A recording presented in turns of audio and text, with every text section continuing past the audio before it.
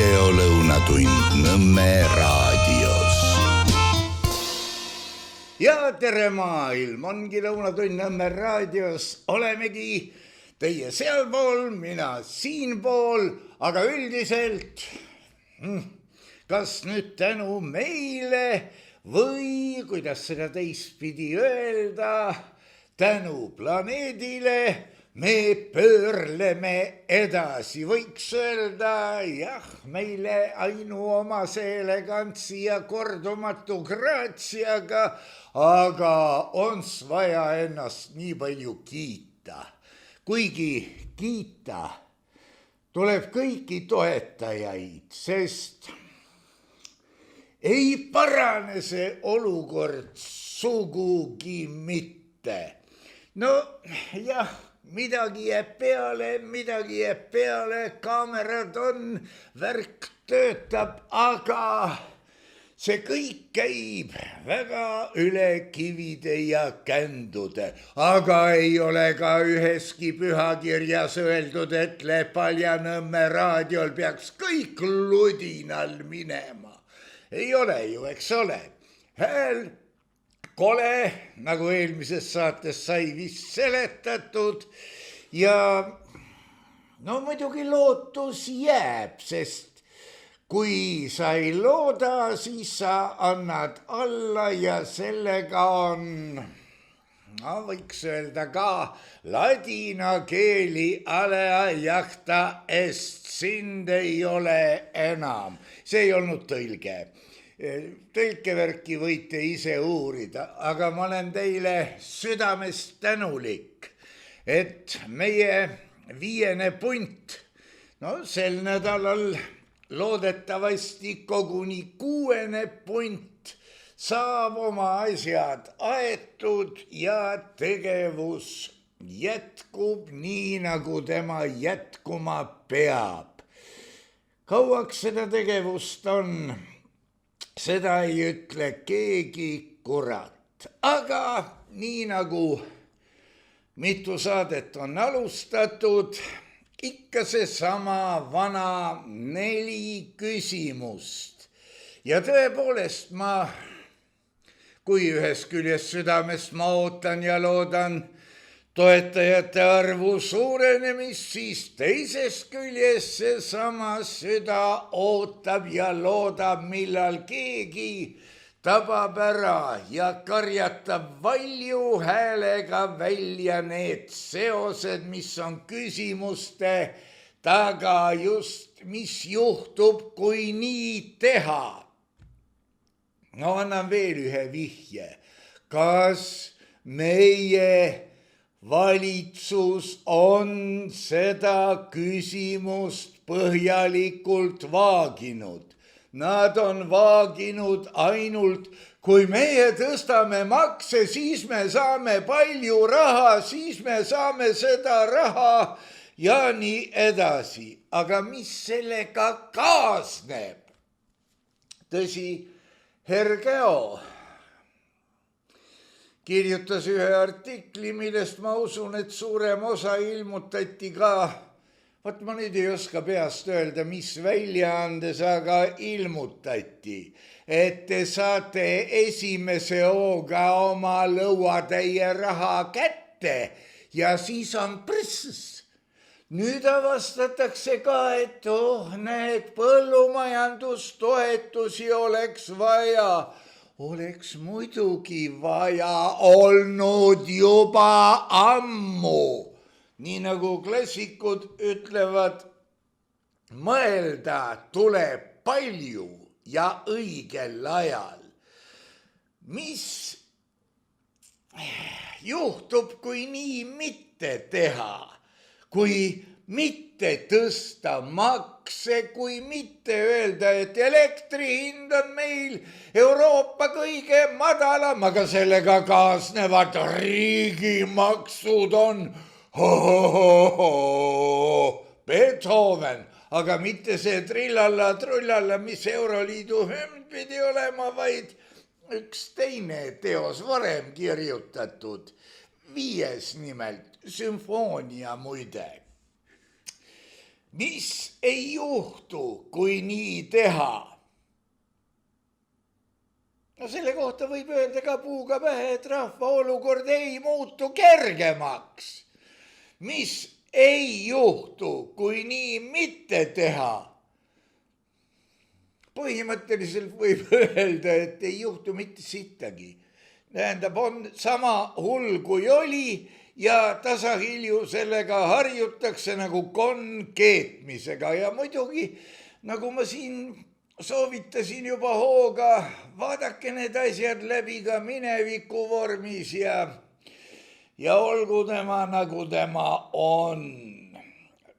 Hiina sõjakunsti tõdegi võib siin mainida, et isegi hiirt ei tohi ajada nurka, kus ta välja ei pääse, rahvast rääkimata. Rahvas kas teeb ühte või teeb teist. Rahvas, nagu ma aru saan, AI andmetel, see oli üks pealkiri või asi, et AI-lt ei küsita mitte millal abielluda ja kuidas pere luua, vaid kas ma peaksin minema välismaale.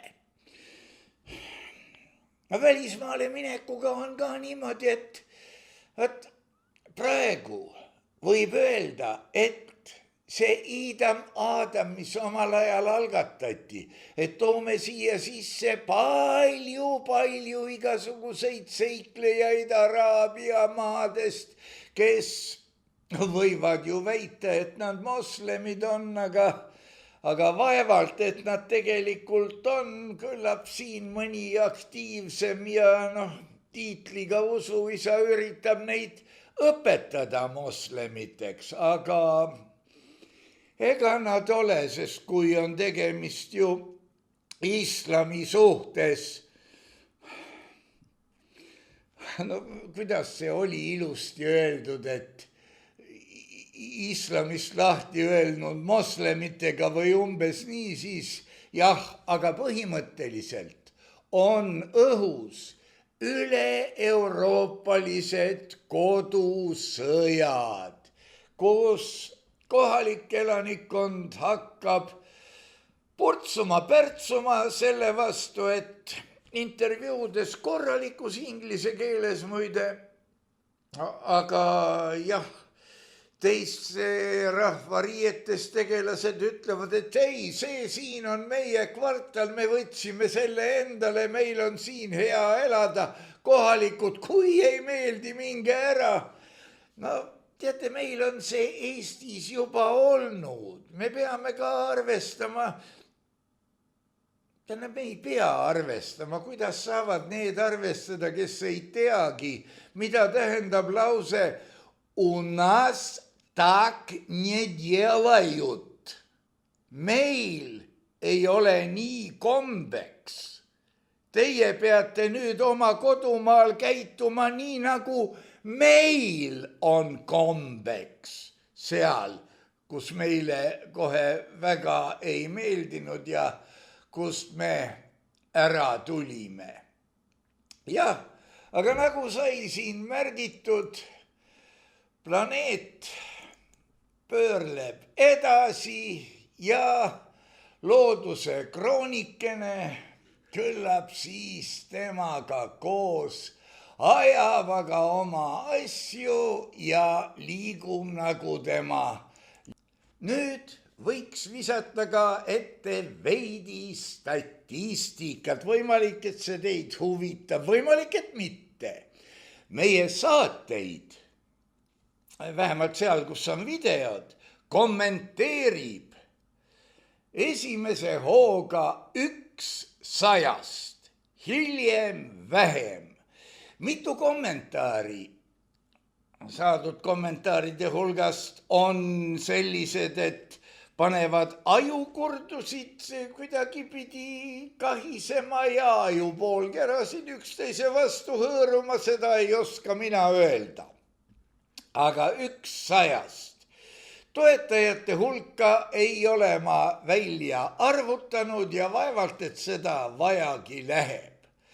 Nüüd aga on aeg minna jätkama eelmisi saateid. saateid, samad teemad natukene, aga edasiarendusega. Sai lõpetatud siin eelmine saade vist sellega, et sugukondlik sisseaste, nagu Õilis Piiteri printsiip seda kutsuda laseb, mis tähendab sisuliselt seda, et lapsukene tuleb pärast gümnaasiumit näiteks tööle, võib-olla ka pärast ülikooli koguni, no see on erijuhtum, seda ma ei ole nii lähedalt vaadanud, aga tuleb teine ilus noor neiukene tööle ja saab ministri nõunikuks või miski asja eksperdiks või neid tiitleid on veel. Kas te olete sellise asjaga harjunud? Tegelikult ega seda väga ei afišeerita küll, aga ma kardan, et harjunud ma olen ja eks sealt tuleb tõenäoliselt ka ministri paberitesse, ütlemistesse uus ja noortepärane kõnepruuk, millest ei saa noored ise ka aru, kui see on nüüd ministri teemades, aga mis on värske ja nii edasi. Mis juhtub, kui järgmine põlvkond ametimehi, ametinaisi tuleb võimule sugukondliku sisseseadega ehk siis kohe ülemusteks? Juhtub see, et nad tekitavad töökohti, sest neil on vaja nõunikke, kes neile nõu annaksid ja kes ära seletaksid, kuhu nad õieti sattunud on, sest emme või issi ju ütles, et siin ei pea midagi tegema. Käid hommikul kabinetist läbi ja siis tõmba minema, ära sega. Võib ka nii juhtuda. Ma kardan, et nii mõnelgi pool on nii juhtunud, sest näiteks Andres Raidi kirjeldused ühest väga olulisest riigiasutusest, mille juhti tema kabinetis mõni inimene polegi näinud, polegi kuulnud, küll aga on teda nähtud surfamas ja paadiga sõitmas ja rulatamas ja kurat teab mida tegemas. Vaat, see on ka omaette tase. Ja siin kumab läbi, see oli vist Heidrichi teos, võin eksida muidugi, homoseksualismist, mis rõhutab, et võta sa üks homo oma ametiasutusse tööle, kui tema vaikselt šmuugeldab enda juurde oma kalduvustega tegelase. Nüüd on neid 2 ja siis nad šmuugeldavad veel võib-olla. No ma ei taha siin öelda, et see on nagu India lugu malemängu leiutaja preemiast, kus ta tahtis, et esimese maleruudu peale pane 1 viljatera, teise peale 2 korda rohkem, kolmanda peale veel 2 korda rohkem, kuni selgus, et nii palju vilja selles riigis polegi. Vot võib juhtuda midagi päris hullu. Ühesõnaga, kui lapsed tulevad võimule, hakkavad võtma tööle teisi lapsi, kunagi Kultuuriministeeriumis ma nägin, mismoodi mitmed kaunis suured lapsed, ministri omad, mängisid koridoris kulli ja jooksid ja kilkasid, ei, nad olid ikka päris pikad. Ja aga neil ei olnud midagi teha ja ilmselt sellise käitumisega lapsi koju jätta ka ei riski, kurat teab, mis nad seal toime panevad, korda saadavad või kui õnnelikud Eesti lapsed või veel kuidagi. Aga põhimõtteliselt niipea, kui lapsed tulevad võimule, oma lastetoaga tükkis, juhtub, et lõpeb üks kultuur ja algab teine, tekib teine riik, teine ühiskond, teised kultuurilised hinnangud.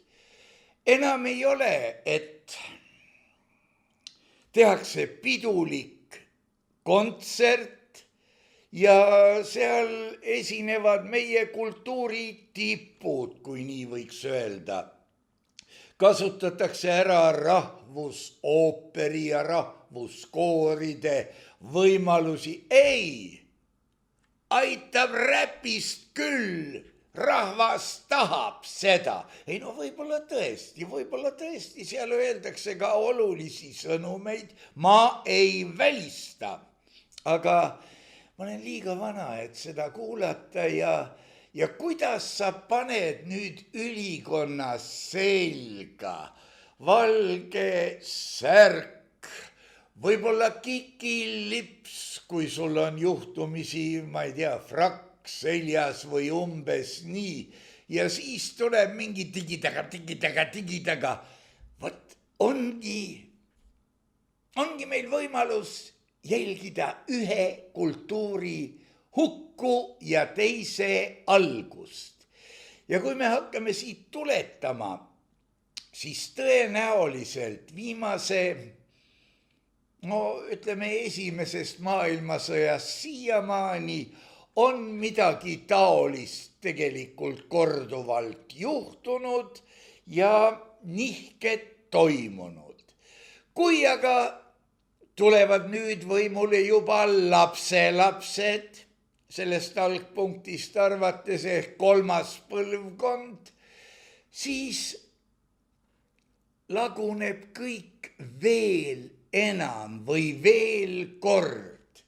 Ja siis veel kiita, et inimene olla looduse kroon ja Jumala kõrgeim looming. Muide, vaatasin mina seda piiblit, täitsa juhtumisi sattus kätte 6. päev ja inimese loomine ja inimesele võimu andmine ja torkas pähe, et inimene ei ole Jumala kõrgeim looming. Inimene on Jumala kõrgeim looming maal. Ausalt. Ega ma ei ole nüüd see, kes piiblit sõna-sõnalt võtab, aga kui näiteks mingisugune,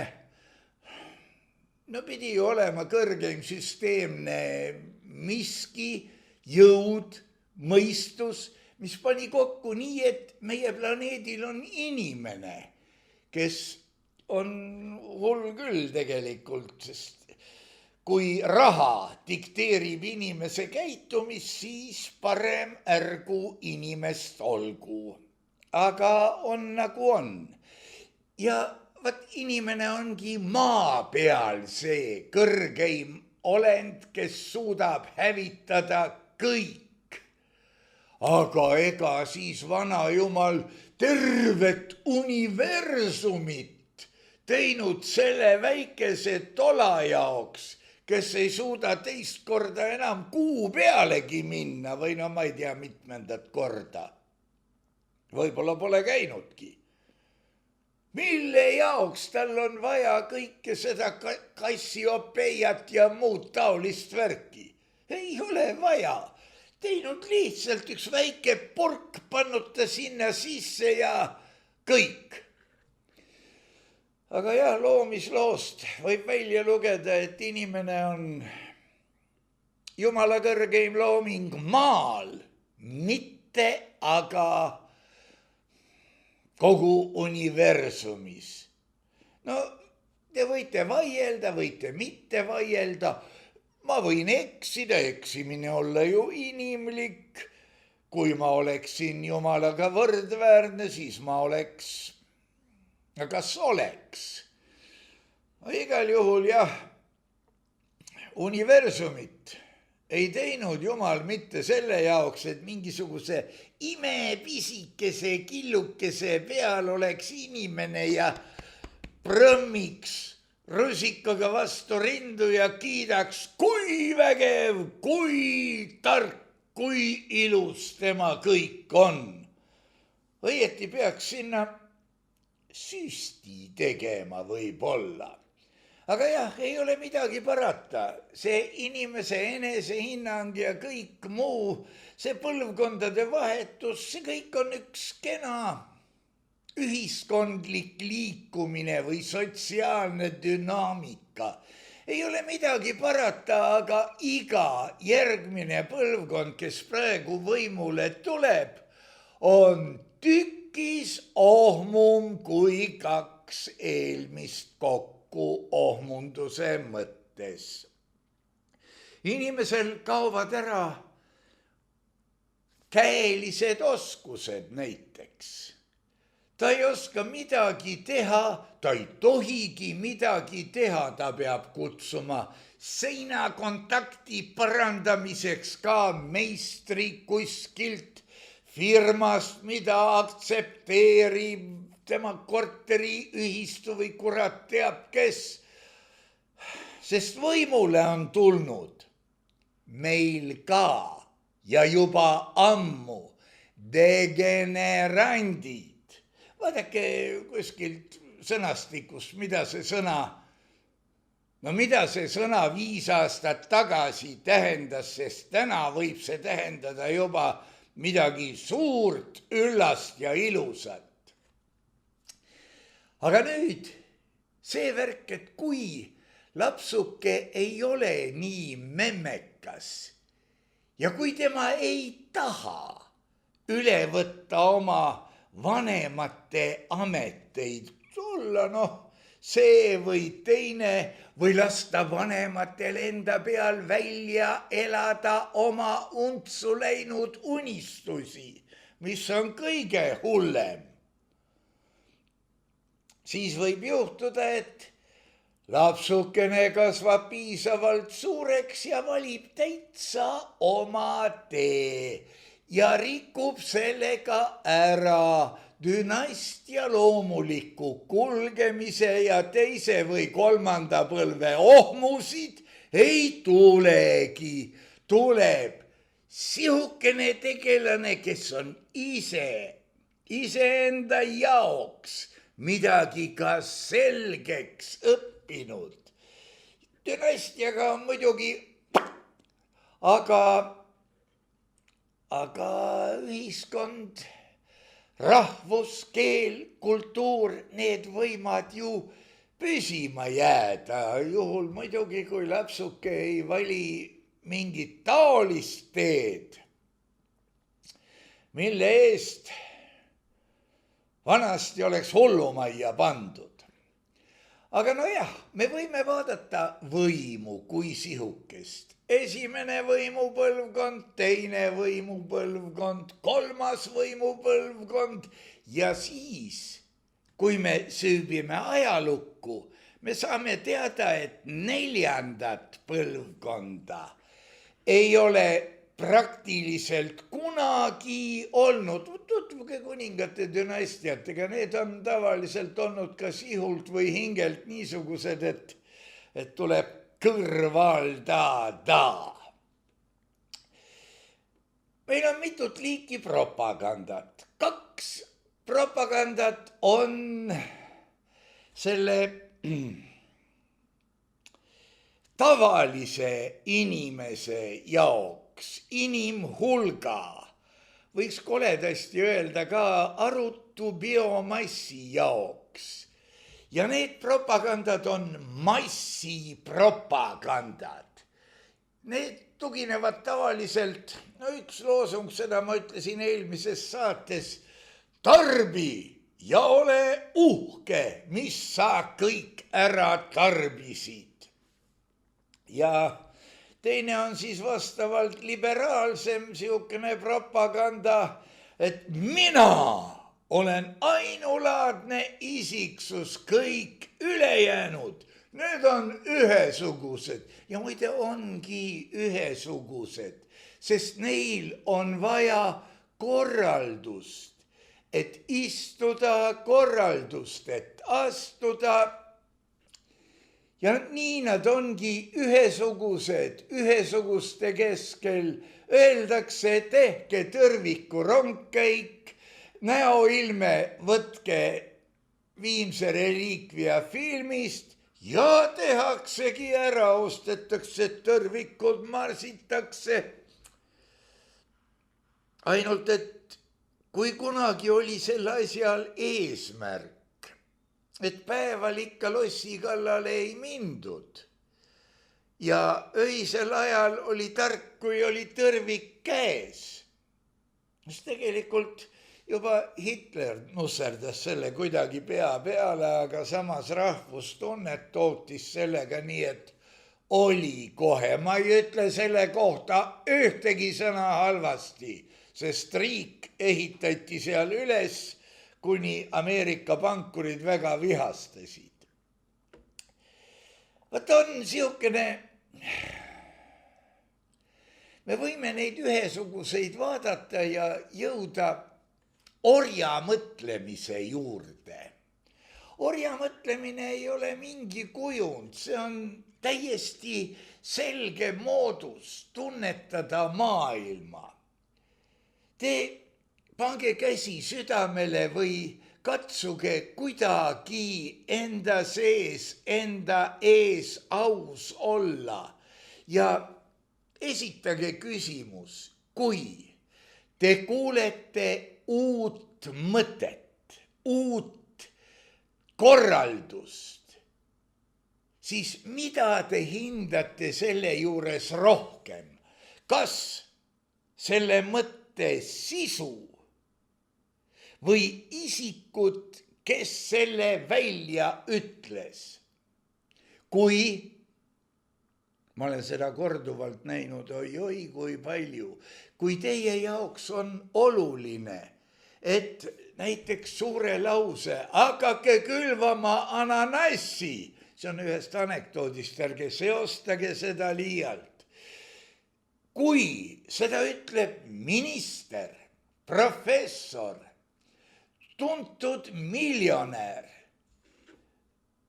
kas te hindate siis seda mõtet ennast või oi, kui tark mõte, minister ise ütles, kumba? Siia otsa oleks tahtnud kangesti öelda, kurat võtaks, aga ma ei öelnud ja õigesti tegin. Te hindate jah pigem ütleja tähtsust, tuntust. Ja siin on kõige paradoksaalsem veel, et tema ju mõtleb ja ütleb teie eest ja teie lasete kõrvad lonti ja ütlete armsasti, jes, massa, hakkame külvama ananassi. Ja ega te ei julge talle ju tunnistada, et ei tea, kus seda seemet või taimekesi saab. Ja siis läheb lahti süüdlaste otsimine, tänu kellele teil ei ole ananassi seemet. Ühesõnaga kokkuvõtlikult, laiali valguvalt, orjalikult mõtleja hindab ütlejat, aga päris inimene hindab öeldut.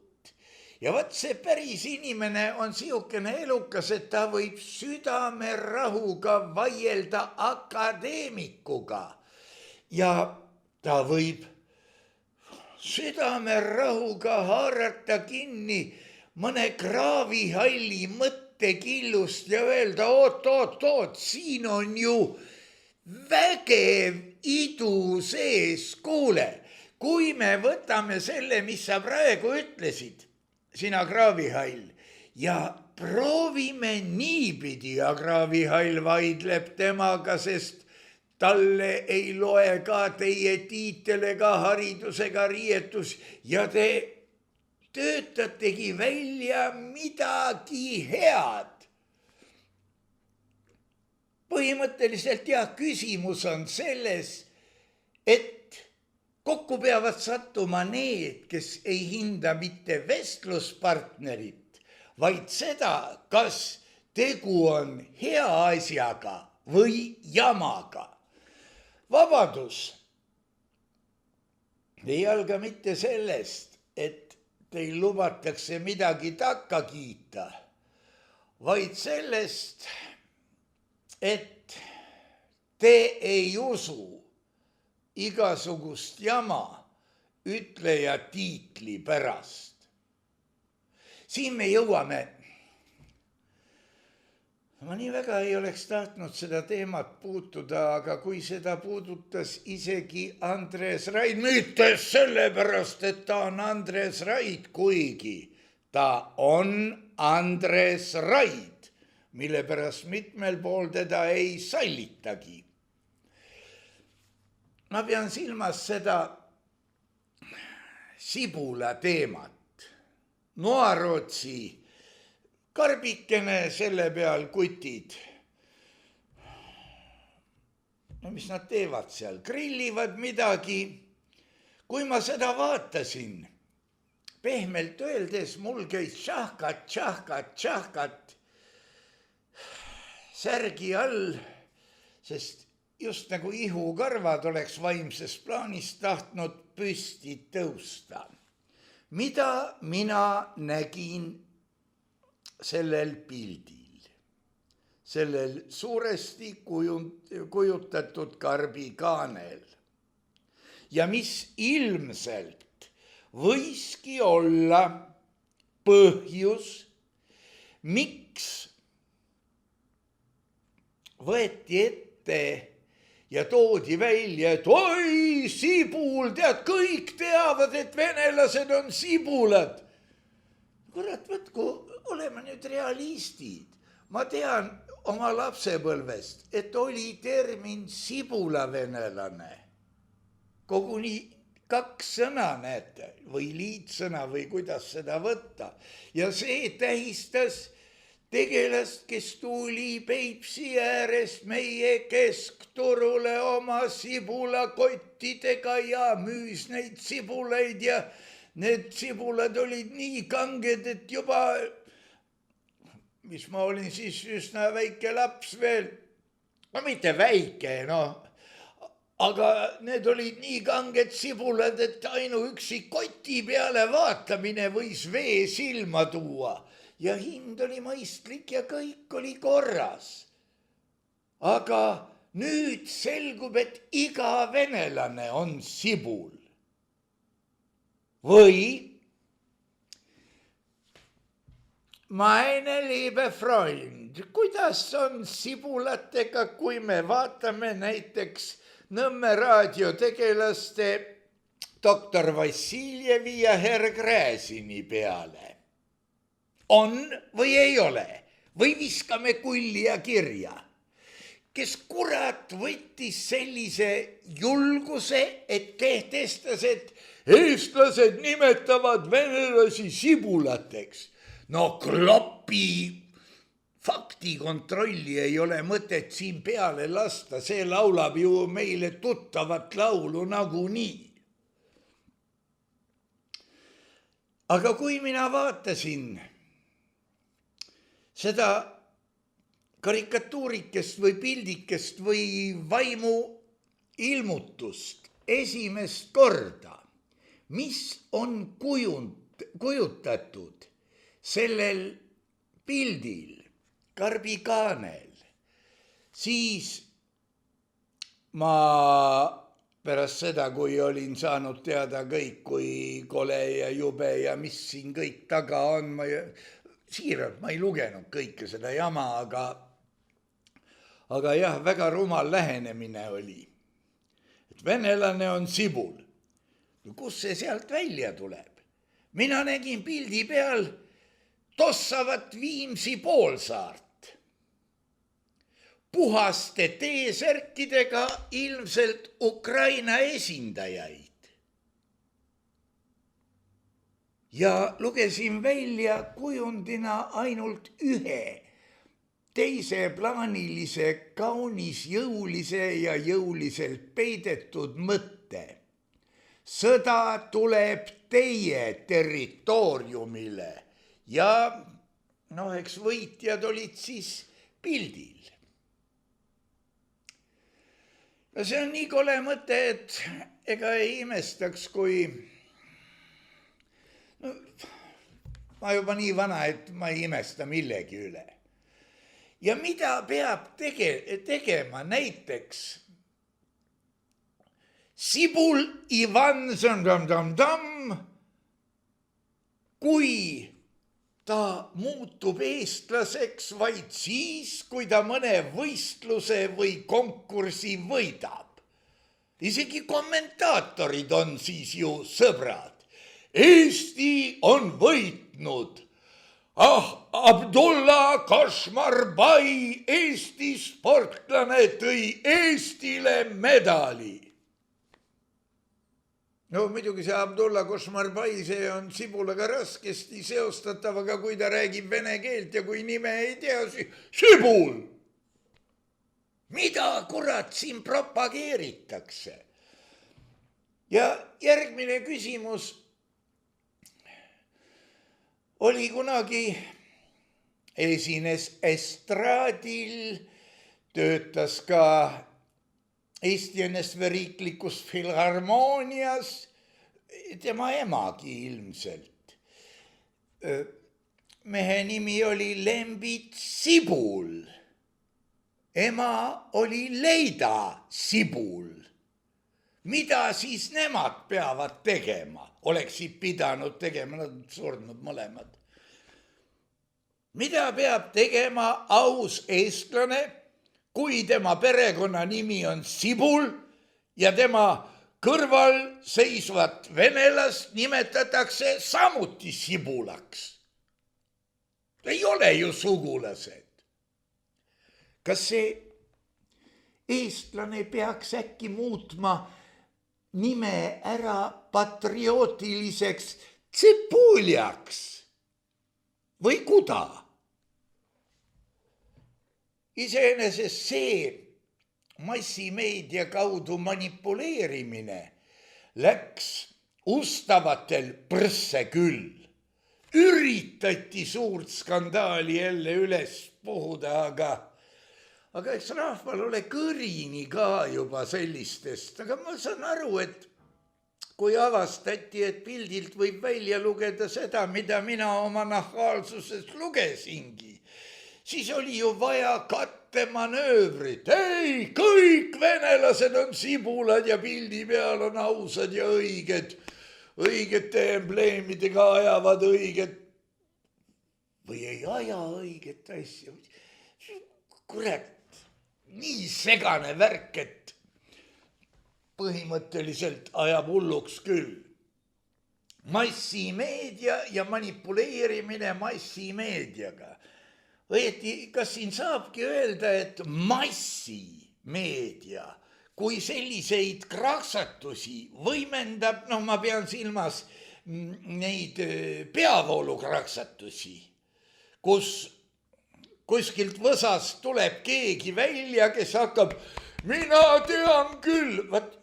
Need on need kõige hullemad, sellepärast, et neil peavad olema hirmsad patud hinge peal, kui nad nii väikese võimaluse juures tahavad mängida tõelist eestlast, patriooti, sõimata, nii nagu see Põlvas hundiga oli, et lõpeta oma tibla laulud ära. Huvitav, kes see ütleja sihuke oli? Kohe eriline patrioot või? Siin on ka muidugi analüüsi võimalus, et kes on need, kes sõimavad teisi lollideks. Karta on, et nad ei ole ise just kõige helgemad pead.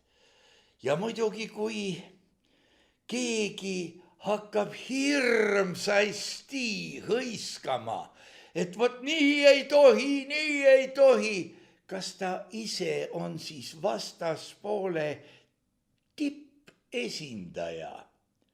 No kui keegi näiteks see võib-olla on kohatu näide, et oi kuradi pedeparaad, jõle on vaadata pedeparaad. aga miks ta seda hakkab rõhutama, et tema ei ole pede? võib-olla siiski natukene on või on korra proovinud või ma ei tea, kas peab mõttetu tühi asja peale reageerima ja siis muidugi see, ma ei saa öelda Kreeka koor, aga kraakskoor, nagu meil on, suur hulk närvilisi isendeid oma sektantlike kommentaaridega või see põhilollus pluss kommenteeriv lollus on kokku übermassimeedia, kui see termin muidugi liiga keeruline ei olnud. Igatahes jah, see kõik kokku loobki stabiilsuse nende seas, kes ei olegi võimelised iseseisvalt mõtlema, küll aga on nad suhteliselt iseseisva reageerimisvõimega.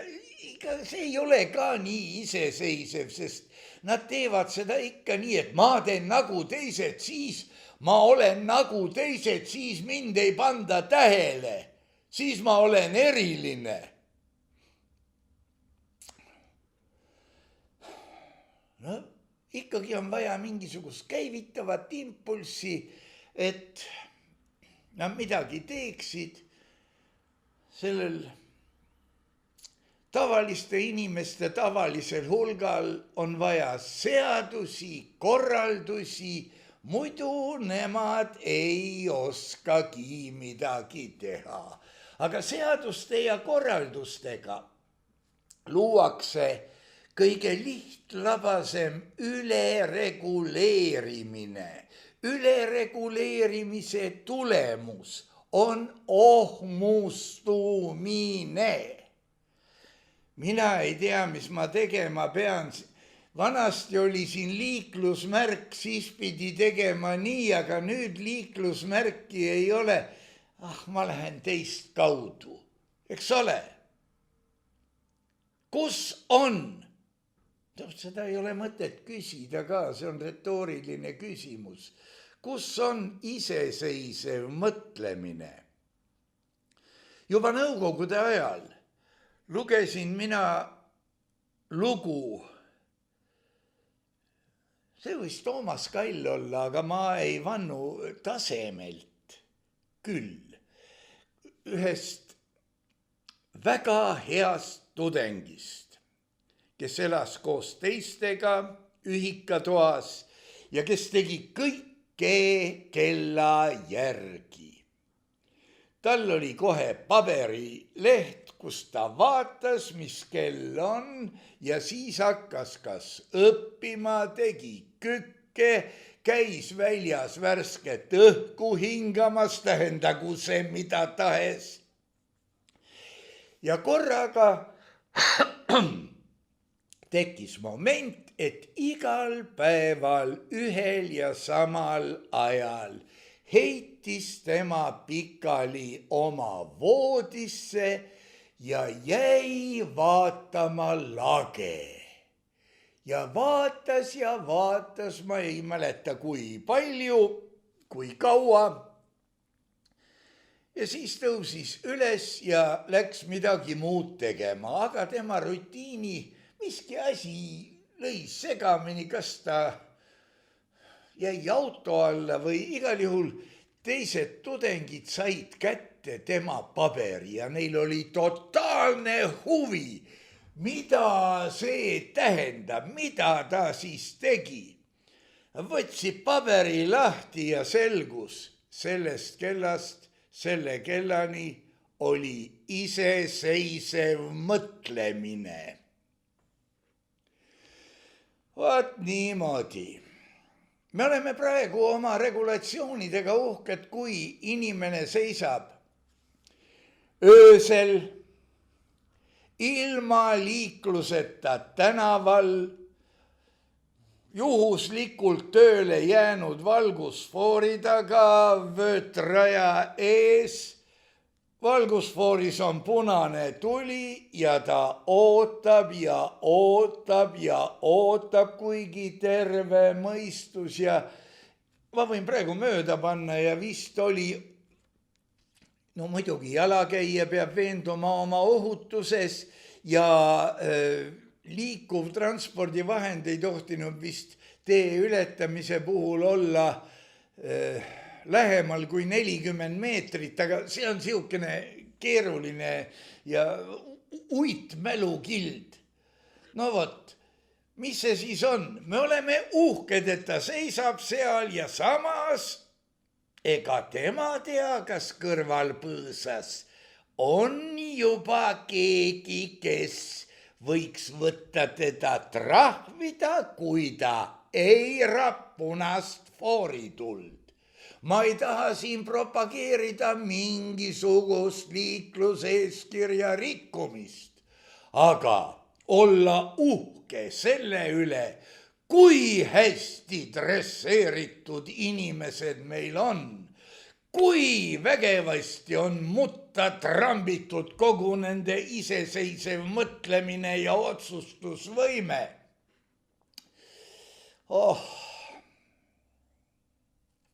No see ei jõua muidugi dresseerijatele kunagi kohale.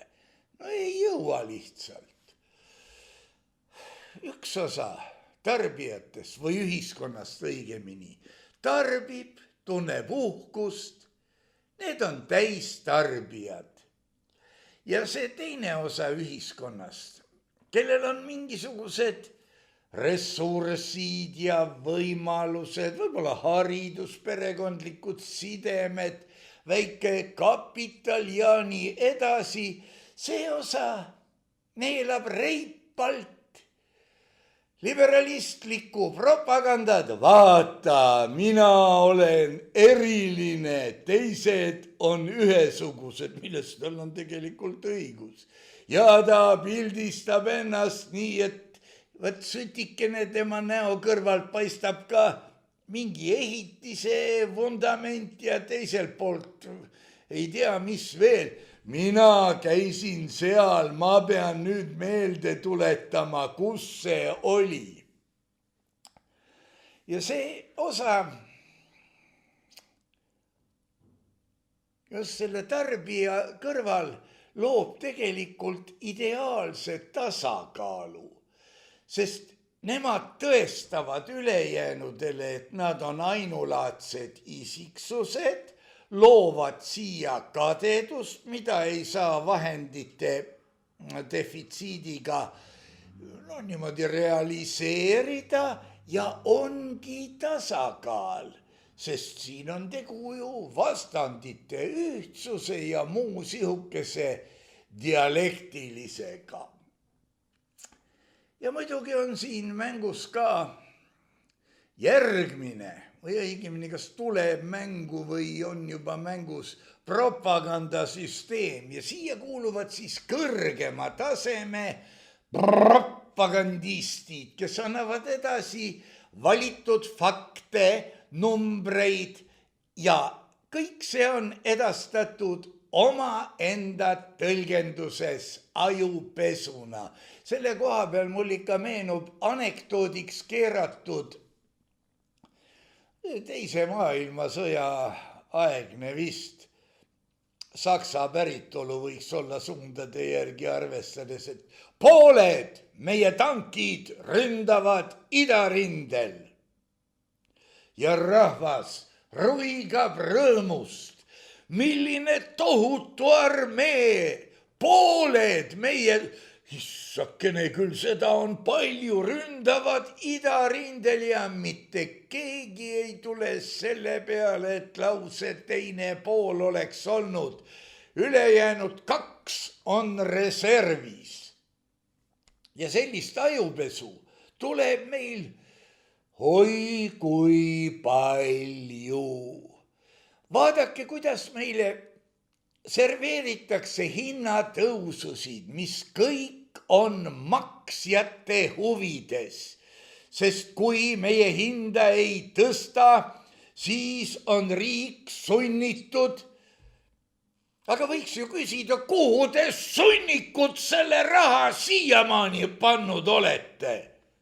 Kas teil mingi arusaamine sellest ka on, mis juhtub, kui ma nii teen? Mis ei juhtu, kui ma nii teen? Kas te nii palju mõelnud ka olete? Mida mõtlevad inimesed esimese hooga? Eks siin peaks olema ju faktid, numbrid, analüüs, aga neid ei tohi ju kõike kätte anda, neid tuleb anda selles vormis, et keegi ei saa aru.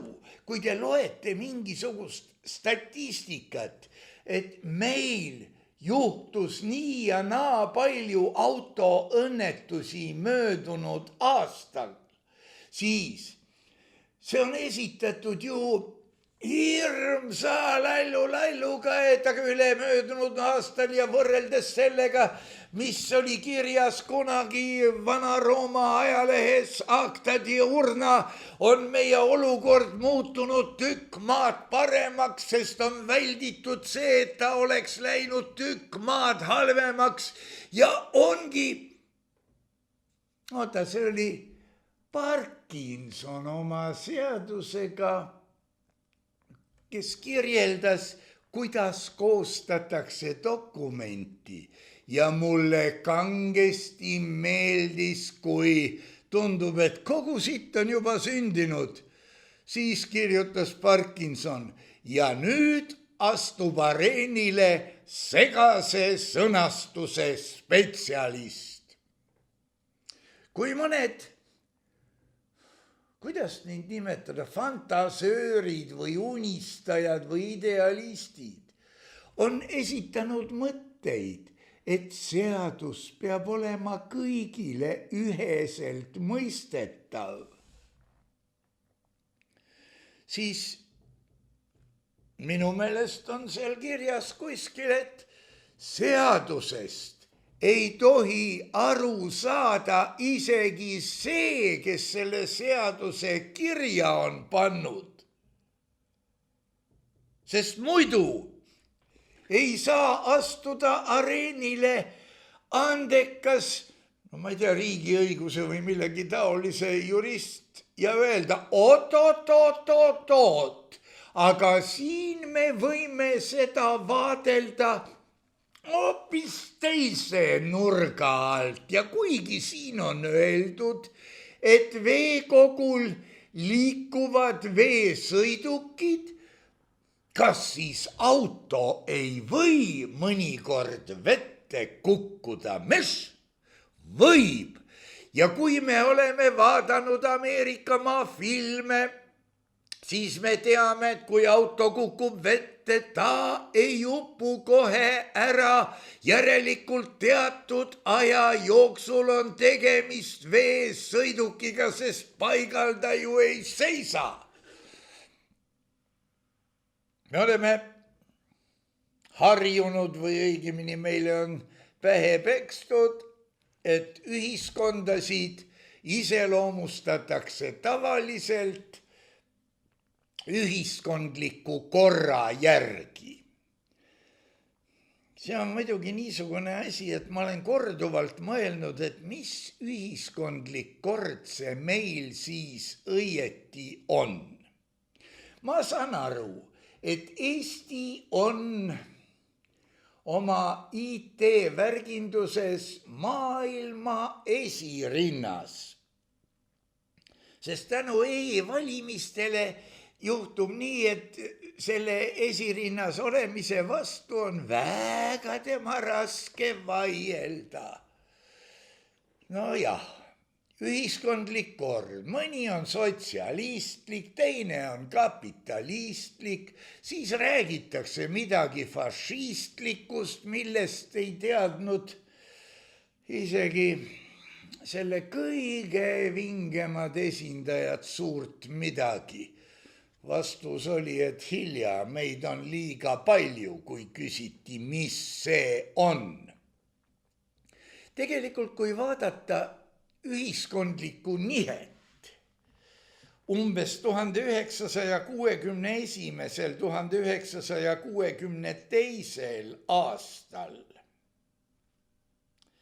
siis 61 vaieldamatult toimus see meil ka, sest Eesti oli Eesti Nõukogude sotsialistlik vabariik ja kuulus Nõukogude sotsialistlike koosseisu ja toodi välja või tehti ära rahareform kommunismi saabumise asemel. See võttis paika loksumisega ka niimoodi, et inimesed ei arvestanud enam, et oot, vanas rahas see oli ju, vaid hakkasid kuidagipidi harjuma. Selliste asjadega harjumine võtab palju rohkem aega kui tavaline keskendumine, mis siis Elon Muski ja Microsofti või oli see Massachusettsi tehnikaülikool selle järgi, millest meil oli alles ainult 8 sekundit. Tegelikult meil on kummaline riigikord, ma ei oskagi seda nimetada, aga tundub, et kõikides riikides on üks ja seesama riigikord ja tegelikult ongi juba tegemist ühe suure valitsusega, kus täpselt nagu meie kohalikes omavalitsustes kakeldakse kohtade pärast, kakeldakse seal ka mõneti, liigutatakse raha siia, sinna, tänna, et tekitada vastavas piirkonnas kas raha defitsiiti või raha ülejääki. Pangad, mis ülesanne ongi praegu pangal õieti? Võim on meil enam-vähem nii, nagu ma olen siin mitu korda viidanud, sugukondlik sisseaste. Ma palusin, et kui keegi viitsib hakata seostama ladviku perekonna nimesid ja sugulussidemeid, kui suure ja mitu perekonda siin õieti siis Eestis toimetab. Ja tahad või ei taha, seda võib nimetada Piiteri järgi tõepoolest sugukondlikuks sisseseadeks. Kogu erinevus normaalsete oludega on see, et põlvkonnad on jah natuke segamini, aga tahes-tahtmata tuleb tunnistada. Minu pärast pange käsi või riigi pulsile, et tegemist on 3. põlvkonna pealetungiga, aktiivse pealetungiga, kusjuures ega eelmine põlvkond ei ole veel täiesti ära läinud, aga hõõrdumine käib. 3. põlvkond sisuliselt karjääridegenerandid, seda on jube öelda, aga kui lähemalt vaadata, siis ja kui üritada vastata küsimusele, kelle huvides nad toimetavad, siis me jõuame eriti hullu kohta. Praegu allakäik on silmaga nähtav. Soga ajamine on kõrvaga kuuldav ja ka mõneti silmaga nähtav. Seda te võite südamerahuga öelda ka minu kohta, ikka juhtub. Inimene eksib, kuni elab või kuidas see laul oli. Aga põhimõtteliselt ongi see niimoodi, et vaimne tase on alla käimas. Jah, me võime saada uudise, et hõissa! Sel aastal said kõik Eesti õpilased olümpiaadil medali matemaatikas. No väga hea. Ju nad olid siis stresseeritud lahendama just neid tüüpi ülesandeid. Ei ole midagi parata. Aga kuidas oleks lugu isikliku, loogilise mõtlemisega, kui kaugele nad sellega jõuaksid? Olen mina mõelnud ka, et mäletan kaugest lapsepõlvest 60. Tallinna kesklinn. Siin ja seal olid väljas malelauad, kusjuures ega malendeid ära ei varastatud. Nii nagu joogiveeautomaatidest hakati klaase ka varastama alles 70., 80. niimoodi. Ja siis ka ilmselt sellepärast, et keegi võttis klaasi, läks kas nüüd kaugemale kui 10-20 meetrit, jõi enda portveini täis ja ei suutnudki klaasi tagasi viia. Aga kultuuriilming oli see, et pudelist ei joodud. Nüüd ei jooda enam klaasist. Tõsi, ega neid stakanngranjonnõisid ka eriti ei ole. Nõmme raadios siin mõned on, mis on Muhhina tehtud ja Stalini preemia laureaat tema oli ja vägevaid asju tegi ja klaasil oli veel mitu eri omadust, aga eks ma sellest räägin mõni teine kord. Üle õla vaatasin ma sellepärast, et mitte liiga jutukaks muutuda.